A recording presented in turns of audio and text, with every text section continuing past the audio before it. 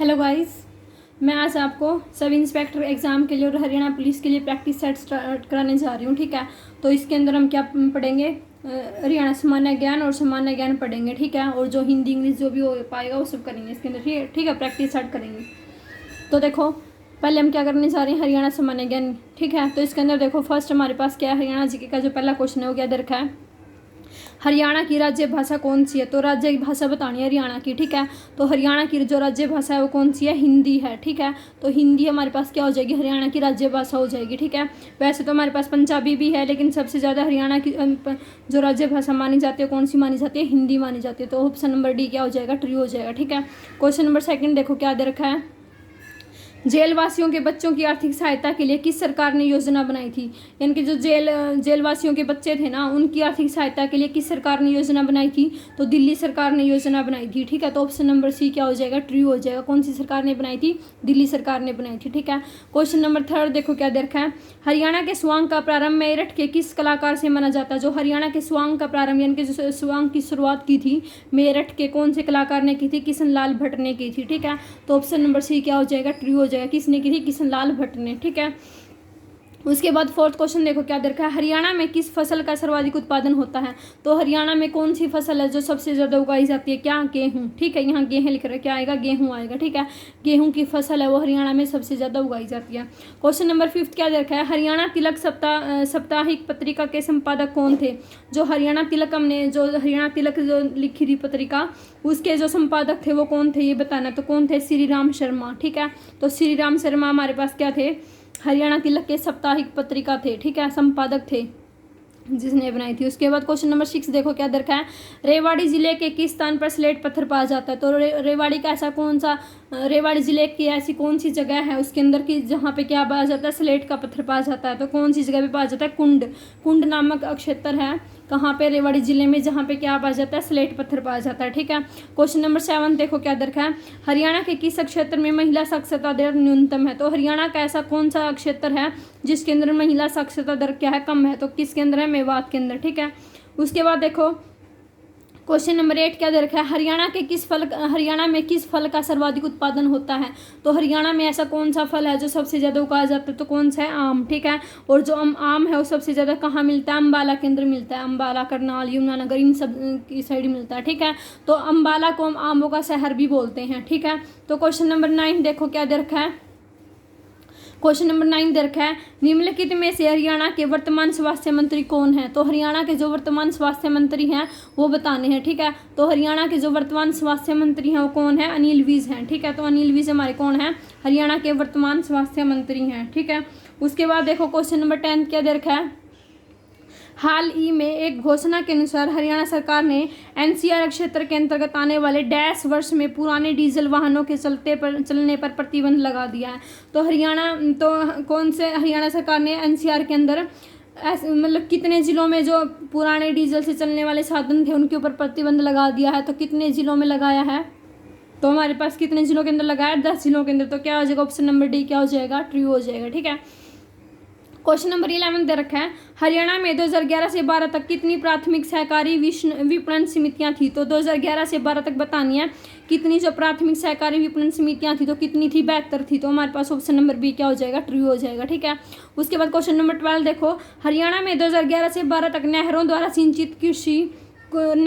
सिंचित कुल कृषि क्षेत्र कितना था। तो कितने लाख हेक्टेयर था सॉरी कितना था, 20.82 लाख हेक्टेयर था। ठीक है, तो जो हमारे पास नहरों के द्वारा कितने क्षेत्र में सिंचाई की जाती थी, 20.82 लाख हेक्टेयर के अंदर की जाती थी। क्लियर, तो क्वेश्चन नंबर 13 देखो क्या दरखा है, हरियाणा सरकार के अनुसार हरियाणा में 2011 से 12 तक पक्की सड़कों की कुल लंबाई कितनी थी। तो पक्की सड़कों की कुल लंबाई बतानी थी, कितनी थी 38,499 किलोमीटर। यानी कि ऑप्शन नंबर सी क्या हो जाएगा, ट्रू हो जाएगा। कितनी थी, 38,499 किलोमीटर। क्लियर, उसके बाद क्वेश्चन नंबर 14 दे रखा है, हरियाणा में कौन सा निम्नलिखित में से कौन सा हरियाणा का एक पुलिस आयुक्त नहीं है। तो हरियाणा का पुलिस आयुक्त बताना है कौन सा नहीं है, पंचकुला भी है, फरीदाबाद भी है, गुड़गांव भी है, कौन सा नहीं है, रोहतक नहीं है। ठीक है, तो पुलिस आयुक्त रोहतक क्या आ जाएगा, ऑप्शन नंबर ए क्या हो जाएगा, ट्रू हो जाएगा। क्लियर, उसके बाद क्वेश्चन नंबर 15 देखो, हरियाणा में वर्तमान कृषि मंत्री कौन है। तो वर्तमान कृषि मंत्री कौन है, ओम प्रकाश धनखड़। ठीक है, तो वर्तमान जो कृषि मंत्री हमारे वो कौन है, ओम प्रकाश धनखड़ है। ठीक है, क्वेश्चन नंबर 16 देखो क्या दे रखा है, हरियाणा राज्य प्रदूषण नियंत्रण बोर्ड का मुख्यालय कहाँ है? तो हरियाणा राज्य प्रदूषण नियंत्रण बोर्ड का जो मुख्यालय है वो कहाँ है? पंचकूला के अंदर है, ठीक है। सॉरी तो राज्य प्रदूषण नियंत्रण बोर्ड का मुख्यालय कहाँ है? पंचकूला के अंदर है, ठीक है। क्वेश्चन नंबर 17 देखो क्या देखा है। हरियाणा के निम्नलिखित में से कौन से शहर में राष्ट्रीय सौर ऊर्जा संस्थान स्थित है? तो हरियाणा के निम्नलिखित में से कौन सा शहर है जहाँ पे क्या है? राष्ट्रीय सौर ऊर्जा संस्थान स्थित है? तो क्या आएगा? गुड़गांव आएगा, ठीक है। तो गुरुग्राम के अंदर क्या है? राष्ट्रीय सौर ऊर्जा संस्थान स्थित है, ठीक है। क्वेश्चन नंबर 18 देखो क्या दे रखा है। हरियाणा में औद्योगिक इकाइयों द्वारा ध्वनि प्रदूषण के संबंध में सभी शिकायतों के निपटान का अधिकार किसे प्रदान किया गया है? तो हरियाणा में जो औद्योगिक इकाइयों द्वारा जो ध्वनि प्रदूषण के संबंध में शिकायत की जाती हैं वो किसको प्रदान किया गया है? तो इसका हमारे पास कौन सा ऑप्शन ट्रू हो जाएगा? तो किसको दिया गया है? हरियाणा राज्य प्रदूषण नियंत्रण बोर्ड को, ठीक है। तो क्षेत्रीय अधिकारी हरियाणा राज्य प्रदूषण नियंत्रण बोर्ड। तो ऑप्शन नंबर 1 क्या हो जाएगा? ट्रू हो जाएगा, ठीक है। उसके बाद देखो सामान्य अध्ययन के करते हैं इंडिया जीके के। रानीखेत रोग किससे संबंधित है? तो जो रानीखेत रोग होता है वो किससे संबंधित है? बताओ जल्दी।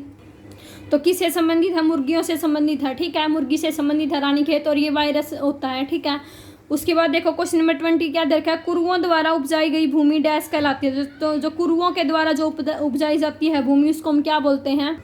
क्या बोला जाता है? बहुधानक बोला जाता है। तो क्या हो जाएगा? बहुधानक हो जाएगा, ठीक है। और हरियाणा को भी क्या बोला जाता है? बहुधानक बोला जाता है, ठीक है। बहुधानक का मतलब होता है बहुत सारा अनाज, ठीक है। उसके बाद देखो क्वेश्चन नंबर 21 क्या देखा है। गुप्त वंश के बाद ईसा की 6ठी सदी के मध्य डैश ने पंजाब पर वर्चस्व स्थापित किया था? तो गुप्त वंश के बाद कौन सी जाति आई थी? हुण जाति आई थी, ठीक है। तो हमारे पास क्या हो जाएगा? ऑप्शन नंबर टी क्या हो जाएगा? ट्रू हो जाएगा, ठीक है। उसके बाद देखो संप्रभु राज्य शब्द के संदर्भ में निम्नलिखित पर विचार करें। तो किस पे विचार करें? पहला क्या दरखा है? एक देश किसी अन्य देश की प्रभुता के साथ या उसके बिना संप्रभु हो सकता है। यूएनओ में सदस्य प्राप्त करते समय संप्रभुता के साथ समझौता किया जा सकता है। दोनों सही हैं, उपरोक्त में से कोई नहीं। तो इन दोनों में से कोई सा भी ट्रू नहीं है। तो ऑप्शन नंबर डी क्या हो जाएगा? ट्रू हो जाएगा, ठीक है। तो नेक्स्ट क्वेश्चन देखो क्वेश्चन नंबर 23। क्वेश्चन नंबर 23 क्या देखा है। प्रभाकर वर्धन वंश का पहला राजा डैश का शासक था? जो प्रभाकर वर्धन था वो हमारा कौन सी उसे था? पुष्यभूति वंश था उसमें से था, ठीक है। तो जो हमारे पास प्रभाकर वर्धन वंश का पहला राजा था वो कहाँ का शासक था? थानेसर का था, ठीक है। तो हमारे पास क्या हो जाएगा? ऑप्शन नंबर 1 क्या हो जाएगा? ट्रू हो जाएगा, ठीक है। क्वेश्चन नंबर 24 देखो। निम्नलिखित में से कौन सा अनुच्छेद प्रावधान करता है कि राज्य, धर्म, वंश, लिंग, जाति, उत्पत्ति के स्थान पर के आधार पर किसी नागरिक के साथ विभेद? तो देखो क्वेश्चन नंबर 24 क्या आ जाएगा। निम्नलिखित में से कौन सा अनुच्छेद प्रावधान करता है कि राज्य, धर्म, वंश, लिंग, जाति, उत्पत्ति के स्थान के आधार पर किसी नागरिक के साथ विभेद नहीं होगा? तो कौन सा हमारे पास कौन सा अनुच्छेद करता है? आर्टिकल 15, ठीक है। आर्टिकल 15 के अंदर ये बात बता रखी है कि राज्य, धर्म, वंश, लिंग, जाति की उत्पत्ति के स्थान पर कोई भी मतलब भेदभाव नहीं होगा, ठीक है। क्वेश्चन नंबर 25 देखो क्या दरखा है। राज्यपाल राज्य के नामित प्रमुख के रूप में कार्य करता है और राज्य प्रशासन की वास्तविक शक्ति में निहित है। तो हमारे पास कौन करता है? मुख्यमंत्री करता है, ठीक है। तो ऑप्शन नंबर सी क्या हो जाएगा? ट्रू हो जाएगा। उसके बाद क्वेश्चन नंबर 25 क्या दरखा है। निम्नलिखित कथनों को कश्मीर हिमालय की विशेषताओं के संदर्भ में पढ़िए। वे करेवा बनने के लिए प्रसिद्ध है। करेवा ग्लेशियर की मृदा हिमोड के साथ सन्निहित अन्य पदार्थों का मोटा जमाव है। ये केसर की उपज के लिए उपयोगी है। श्रीनगर जम्मू और कश्मीर की राजधानी झेलम नदी के किनारे स्थित है। तो हमारे पास क्या आ जाएंगे? सारे के सारे क्या हो जाएंगे? ट्रू हो जाएंगे। तो हमारे पास ऑप्शन नंबर सी क्या हो जाएगा? ट्रू हो जाएगा, उपरोक्त सभी, ठीक है। उसके बाद क्वेश्चन नंबर 27 दे रखा है। जीएसटी में सभी आबकारी शुल्क वाली वस्तुएं शामिल नहीं हैं। निम्नलिखित वितरण से गैर जीएसटी वाली सभी वस्तुएं ज्ञात कीजिए। तो गैर जीएसटी वाली बतानी है। उच्च गति डीजल, उड्डयन टरबाइन ईंधन, एटीएफ की फुल फॉर्म क्या है? उड्डयन टरबाइन ईंधन, कच्चा पेट्रोलियम, मोटर स्पिरिट या पेट्रोल, प्राकृतिक गैस। तो कौन सी ऐसी है जो जीएसटी में शामिल नहीं है, ठीक है। तो इनमें से गैर जीएसटी वाली वस्तुएं बतानी है। तो हमारे पास ऑप्शन नंबर कौन सा ट्रू हो जाएगा? तो हमारे पास क्या हो जाएगा? ऑप्शन नंबर डी क्या हो जाएगा? ट्रू हो जाएगा, उपरोक्त सभी, ठीक है। उसके बाद क्वेश्चन नंबर 28 क्या है? निम्नलिखित पर विचार करें। सांबर झील लवणीय झील है। चिल्का झील मीठे पानी की झील है। वेम्बनाथ झील पश्च जल झील है। तो इनमें से भी बताना कि कौन सी सही है, ठीक है। सांबर झील क्या है? लवणीय झील है। चिल्का झील क्या है? मीठे पानी की झील है। और जो वेम्बनाथ झील वो पश्च जल झील है। तो कौन सा ट्रू है इनमें से? इसका हमारे पास क्या हो जाएगा? ऑप्शन नंबर बी क्या हो जाएगा? ट्रू हो जाएगा। क्यों? क्योंकि जो सांबर झील है वो राजस्थान के अंदर है और जो वो क्या है? खारे पानी की झील है, ठीक है, ना कि लवणीय झील। तो ऑप्शन नंबर हमारे पास क्या, ऑप्शन नंबर फर्स्ट और थर्ड हमारे पास क्या हो जाएगा? ट्रू हो जाएगा। क्यों? क्योंकि जो चिल्का झील है वो क्या है? खारे पानी की झील है। और सांबर झील हमारे पास क्या? लवणीय झील है। वेबनाथ झील भी हमारे पास क्या है? पश्च जल झील है, ठीक है। तो ऑप्शन नंबर बी हमारे पास क्या हो जाएगा? ट्रू हो जाएगा, ठीक है। क्वेश्चन नंबर 29 देखो। क्वेश्चन नंबर 29 क्या दरखा है? ब्रिटिश इतिहासकारी में से किसने भारतीय इतिहास के 3 भाग हिंदू, मुस्लिम, ब्रिटिश में विभाजित किया था? तो कौन था जिसने ब्रिटिश इतिहासकारों में से ब्रिटिश इतिहासकार था और जिसने भारतीय इतिहास में क्या कर दिया था? 3 भागों में बांट दिया था ब्रिटिश को, जैसे हिंदू, मुस्लिम और ब्रिटिश 3 भागों में बांट दिया था, ठीक है। तो कौन था? जेम्स मिल था। तो हमारे पास ऑप्शन नंबर ए क्या हो जाएगा? ट्रू हो जाएगा, ठीक। कौन था? जेम्स मिल। क्वेश्चन नंबर 30 देखो क्या है? रबी की फसल डैश के अंत में बोई जाती है। तो कब बोई जाती है? अक्टूबर में बोई जाती है रबी की फसल, ठीक है। अक्टूबर से दिसंबर के बीच में बोई जाती है और अप्रैल और मार्च के बीच में क्या कर जाती है? कटाई की जाती है इसकी, ठीक है। उसके बाद देखो क्वेश्चन नंबर 31 क्या दरखा? 31 सरकार के संघीय स्वरूप की सर्वाधिक भिन्न और महत्वपूर्ण विशेषता है। तो सरकार के संघीय स्वरूप की सार्थिक भिन्न और महत्वपूर्ण विशेषता बताइए कौन सी है? तो इसका हमारे पास कौन सा हो जाएगा? फर्स्ट क्या देखा है? प्रत्येक राज्य में सर्वोच्च न्यायालय, 2 नागरिकताएं होना, एक केंद्र सरकार और दूसरी राज्य सरकार की, केंद्र और राज्य सरकार के बीच कार्यपालक शक्तियों का समान बंटवारा, राज्य सरकार में संघ या एकात्मक संरचना से पृथक होने की शक्ति है। तो हमारे पास कौन सा ट्रू हो जाएगा इसका? ऑप्शन नंबर सी क्या हो जाएगा? ट्रू हो जाएगा। केंद्र और राज्यों के बीच कार्यकलाप शक्तियों का समान बंटवारा, ठीक है। क्वेश्चन नंबर 32 देखो क्या देखा है? निम्नलिखित में से कौन सा गलत है ये बताना है, सत्य बताना, ठीक है। पहला क्या देखा है? 1935 का भारत सरकार अधिनियम प्रांतीय लोक सेवा आयोग की स्थापना से संबंधित है। दूसरा क्या? 1909 में का भारत सरकार अधिनियम मुस्लिमों के लिए पृथक चुनाव का प्रावधान करता है। तीसरा क्या? 1919 में भारत सरकार अधिनियम ने देश में प्रथम बार द्विसदनीय तथा और प्रत्यक्ष चुनाव की शुरुआत की थी। चौथा हमारे पास क्या? 1947 भारत के स्वतंत्रता अधिनियम ने कॉमनवेल्थ देशों के समूह में भारत को शामिल किया था। तो इसमें से हमारा कौन सा ट्रू हो जाएगा? कौन सा गलत है? तो हमारे पास क्या आ जाएगा? ऑप्शन नंबर डी क्या हो जाएगा? गलत हो जाएगा, ठीक है। निम्नलिखित को उनके युग्मों में मिलाइए। तो युग्मों में मिलाना है। जैवमंडल पृथ्वी को आवृत करने वाला वायु का आवरण है। वायुमंडल जल को, ये इनका मिलान करना है, ठीक है। तो हमारे पास क्या हो जाएगा? जैवमंडल का क्या आ जाएगा? जीवों और उनकी चारों ओर के बीच संबंध। तो हमारे पास फर्स्ट है वो किससे मिलेगा? 5th से मिलेगा, ठीक है। तो फर्स्ट क्या आ जाएगा? 5th आ जाएगा। वायुमंडल का हमारे पास किससे आएगा? वायुमंडल क्या? पृथ्वी को आवृत करने वाला वायु का आवरण, ठीक है। तो सेकंड का क्या आ जाएगा? फर्स्ट आ जाएगा। जलमंडल हमारे पास क्या है? जलमंडल हमारे पास क्या है? जल का डोमेन है। तो हमारे पास क्या आ गया? सेकंड आ गया, ठीक है। उसके बाद पर्यावरण हमारे पास क्या है? पर्यावरण हमारे पास क्या है? हमारे चारों ओर संकरा क्षेत्र जहाँ भूमि, जल और वायु आयोजन क्रिया करते हैं। तो हमारे पास क्या आ जाएगा? 4। तो हमारे पास ऑप्शन नंबर डी क्या हो जाएगा? इसका ट्रू हो जाएगा, ठीक है। उसके बाद देखो क्वेश्चन नंबर 34 क्या दे रखा है? घाण ग्राहियों का कार्य क्या है? हमारे पास जो क्या है? स्वाद का पता लगाना, ठीक है। स्वाद का पता लगाना। पृथ्वीराज रासो डैश के द्वारा लिखी है। तो पृथ्वीराज रासो किसके द्वारा लिखी है? चंद्र बरदाई के द्वारा लिखी है। तो ऑप्शन नंबर बी क्या हो जाएगा? ट्रू हो जाएगा, ठीक है। उसके बाद क्या है? केपांस क्या है? तो केपांस क्या है? बिना सींग की भैंस, ठीक है। जो केपांस वो क्या है? बिना सींग की भैंस वो क्या बोला जाता है? केपांस बोला जाता है, ठीक है। तो 36 का ऑप्शन नंबर बी ट्रू हो जाएगा। उसके बाद देखो सितारा स्मारक डैश की समाधि है। तो जो सितारा स्मारक है वो हमारे पास किसकी समाधि है? ताराचंद जी महाराज की, ठीक है। तो ऑप्शन नंबर ए क्या हो जाएगा? ट्रू हो जाएगा, ठीक है। तो सितारा स्मारक किसकी समाधि है? ताराचंद जी महाराज की, ठीक है। क्वेश्चन नंबर 38 देखो। 38 में क्या दे रखा? निम्नलिखित कथनों पर विचार करें। पहला क्या दे रखा है? उसे 50 वर्षों की कैद की सजा दी गई और अंडमान में बहुत वर्ष रहे। उन्होंने इंग्लैंड में पढ़ाई की और लाला हरदयाल, मदनलाल ढींगरा, मैडम कामा आदि के साथ क्रांतिकारी गतिविधियां की। उन्होंने एक संगठन बनाया जिसे अभिनव भारत समाज कहा। तो ये किसकी सारी बातें हैं? बी.डी. सावरकर की हैं, ठीक है। तो ऑप्शन नंबर बी क्या हो जाएगा? ट्रू हो जाएगा। किसकी है? बी.डी. सावरकर की, ठीक है। क्वेश्चन नंबर 39 देखो, निम्नलिखित में से किसने 1924 में विश्व को सिंधु घाटी में नई सभ्यता की खोज की घोषणा की थी?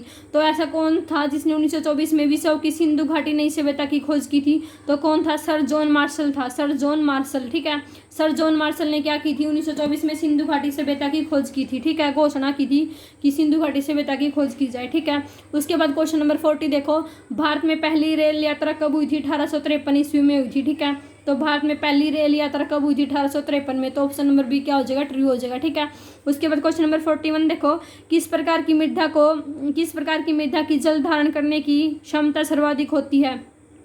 तो ऐसी कौन सी मिट्टी है जो सबसे ज्यादा जल धारण करती है? तो कौन सी होती है? चिकनी मिट्टी होती है। तो हमारे पास क्या हो जाएगा? ऑप्शन नंबर बी क्या हो जाएगा? ट्रू हो जाएगा। तो चिकनी मिट्टी हो जाएगा। मकर संक्रांति वर्ष किस महीने में आता है? जो संक्रांत का त्योहार कब आता है? जनवरी में आता है। ठीक है, 14 जनवरी के आसपास आता है, 14 जनवरी को ही आता है वैसे तो।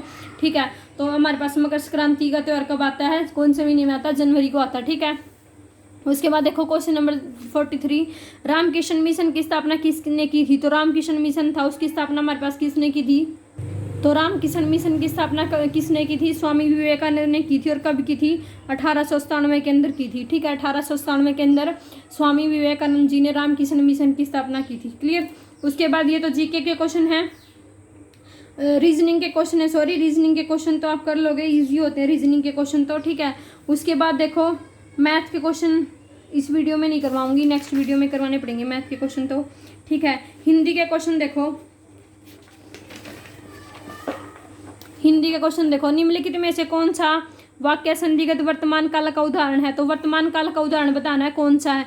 पढ़ा होगा, मैं शायद पढ़ रहा हूँ, मैं पढ़ रहा हूँ, मैं पढ़ रहा हूँ। तो मैं पढ़ रहा हूँ वर्तमान काल की बात करिए, यानी कि अभी जो काम हो रहा है, तो अभी क्या हो रहा है? मैं पढ़ रहा हूँ। तो ऑप्शन नंबर सी क्या हो जाएगा? ट्रू हो जाएगा। ठीक है, क्वेश्चन नंबर 70 देखो, इसमें देखो क्या पूछा था? संदिग्ध वर्तमान काल पूछा था, तो क्या आएगा? पढ़ा होगा आएगा, ना कि वर्तमान काल। ठीक है, संदिग्ध वर्तमान काल पूछा था, तो जो काम होने की संभावना हो हमारे पास क्या होगा? पढ़ा होगा। ठीक है, उसके बाद 70 देखो, निसफल का सही अर्थ बताइए। निसफल का सही अर्थ क्या होता है? कार्य के लिए प्रयुक्त होता है। ठीक है, जो कार्य के लिए क्या हो? प्रयुक्त हो, मतलब जो कभी भी असफल ना हुआ हो। ठीक है, उसको क्या बोलते हैं? निसफल बोलते हैं। क्वेश्चन नंबर 71 देखो, अकल का दुश्मन मुहावरे का अर्थ। अकल का दुश्मन यानी कि महामूर्ख, महामूर्ख को क्या बोलते हैं? अकल का दुश्मन। ठीक है, उसके बाद देखो 72, दोहा में कितनी मात्राएं होती हैं? तो दोहा है, दोहा में कितनी मात्राएं होती हैं? तो दोहा में कितनी मात्राएं हैं? 24 मात्राएं हैं। ठीक है, चौमासा में समास है। चौमासा देखो, चौमासा यानी कि संख्यावाचक आ गया, तो चौमासा हमारे पास कौन सा हो जाएगा? द्विगु, यानी कि 4 मासों का समूह क्या हो गया? चौमासा। तो द्विगु, जहाँ पे संख्या की बात होती है ना, वहाँ पे द्विगु समास होता है। ठीक है, उसके बाद देखो क्वेश्चन नंबर 74 क्या देखा है? निम्न में से भाववाचक का उदाहरण है, भाववाचक बताना है। उससे बैठा नहीं जाता, राम से खाया नहीं जाता, राम पत्र लिखता है, सीता पुस्तक पढ़ती है। तो हमारे पास क्या हो जाएगा? इसका फर्स्ट और सेकंड ट्रू हो जाएंगे। ठीक है, तो फर्स्ट क्या है? उससे बैठा नहीं जाता, सेकंड क्या है? राम से खाया नहीं जाता। तो ये हमारे पास क्या है? भाववाच्य हैं। ठीक है, तो ऑप्शन नंबर डी हमारे पास क्या हो जाएगा? इसका ट्रू हो जाएगा। क्लियर? उसके बाद देखो ये हमारे पास हो गए हैं। उसके बाद उसके रहते हैं इंग्लिश के और साइंस के रहते हैं। ठीक है, कंप्यूटर के क्वेश्चन देखो, कंप्यूटर के क्वेश्चन करते हैं। कंप्यूटर के क्वेश्चन देखो, एक एकीकृत परिपथ आईसी चिप संयोजन अंगों डैश से बने होते हैं। तो किससे बने होते हैं? सिलिकॉन से, कॉपर से, एल्यूमिनियम से, जर्मेनियम से। किससे बने होते हैं? तो किससे बने होते हैं? सिलिकॉन से बने होते हैं। ऑप्शन नंबर ए क्या हो जाएगा? ट्रू हो जाएगा। ठीक है, सेकंड देखो, चौथी पीढ़ी के कंप्यूटरों के निर्माण में प्रयोग किया जाता है। तो चौथी पीढ़ी के कंप्यूटरों के निर्माण में क्या प्रयोग किया जाता है? निर्वात ट्यूबों का, ट्रांजिस्टरों का, आईसी चिप्स का, सूक्ष्म सांधियंत्रों का, आईसी चिप्स का उपयोग किया जाता है। ठीक है, उसके बाद देखो डिजिटल कंप्यूटर किस सिद्धांत पर कार्य करता है? तो जो डिजिटल कंप्यूटर है किस सिद्धांत पर कार्य करता है? गणना के सिद्धांत पर कार्य करता है। ठीक है, तो ऑप्शन नंबर ए क्या हो जाएगा? ट्रू हो जाएगा। ठीक है, संसार का पहला यंत्र क्या है? संसार का जो पहला यंत्र हमारे पास क्या है? वो एबेकस है। ठीक है, एबेकस हमारे पास क्या है? संसार का पहला यंत्र है। तो ऑप्शन नंबर ए क्या हो जाएगा? ट्रू हो जाएगा। विश्व पहला कंप्यूटर किसने बनाया था? चार्ल्स बेब्स ने बनाया था। ऑप्शन नंबर सी क्या हो जाएगा? ट्रू हो जाएगा। ठीक है, क्वेश्चन नंबर 96 देखो, एक प्रोग्रामेबल कंप्यूटर की अवधारणा देने के लिए किसे याद किया जाता है, तो चार्ल्स बेबेज को याद किया जाता है, ठीक है। और इसने क्या किया था, पहला कंप्यूटर बनाया था, ठीक है। निम्नलिखित में से कौन सबसे बड़ा, सबसे तेज एवं सबसे महंगा कंप्यूटर है? तो ऐसा कौन सा कंप्यूटर जो सबसे बड़ा है, सबसे तेज है और सबसे क्या है, महंगा है? तो कौन सा है, सुपर कंप्यूटर है, ठीक है। सुपर कंप्यूटर क्या है, सबसे बड़ा है, सबसे तेज है और सबसे महंगा है, ठीक है। क्वेश्चन नंबर 98 देखो क्या दे रखा है, विश्व का सबसे तेज कंप्यूटर। तो विश्व का सबसे तेज कंप्यूटर कौन सा है, फुकागू। फुकागू क्या है, विश्व का सबसे तेज कंप्यूटर है, ठीक है। उसके बाद देखो क्वेश्चन नंबर 99, ऐसे कंप्यूटर जो पोर्टेबल होते हैं और यात्रा करने वाले प्रयोक्ताओं के लिए सुविधाजनक होते हैं। तो ऐसे कौन से कंप्यूटर हैं जो पोर्टेबल होते हैं और यात्रा करने वालों के लिए क्या होते हैं, सुविधाजनक होते हैं? तो कौन से होते हैं, लैपटॉप होते हैं, ठीक है। उसके बाद देखो क्वेश्चन नंबर 100, रैम का प्रयोग कंप्यूटर में शॉर्ट मेमोरी के लिए किया जाता है। क्योंकि रैम का जो प्रयोग है कंप्यूटर में शॉर्ट मेमोरी के लिए किया जाता है, क्यों? क्योंकि ये हमारे पास क्या परिवर्तनशील होता है, ठीक है। तो हमारे पास क्या हो जाएगा, ऑप्शन नंबर सी क्या हो जाएगा, ट्रू हो जाएगा, ठीक है। तो ये हमारा पहला प्रैक्टिस सेट था। आई होप आपके लिए हेल्पफुल रहेगा। अगर आपको मेरा पढ़ाई हुआ समझ में आता है तो मेरे प्लीज़ चैनल को लाइक, शेयर एंड सब्सक्राइब जरूर करें। कल मैं आपको प्रैक्टिस सेट सेकंड करवाऊंगी, ठीक है। मैं कोशिश करूंगी क्वेश्चन पेपर से पहले, सब इंस्पेक्टर का जो हरियाणा पुलिस का पेपर है उससे पहले मैं आपको लगभग 10 हर रोज़ का प्रैक्टिस सेट डालूंगी अब मैं, ठीक है। तो हर रोज़ का प्रैक्टिस सेट देखने के लिए चैनल को लाइक, शेयर एंड सब्सक्राइब जरूर करें और साथ के साथ मैथ की वीडियो भी डालूंगी, ठीक है। Thank you.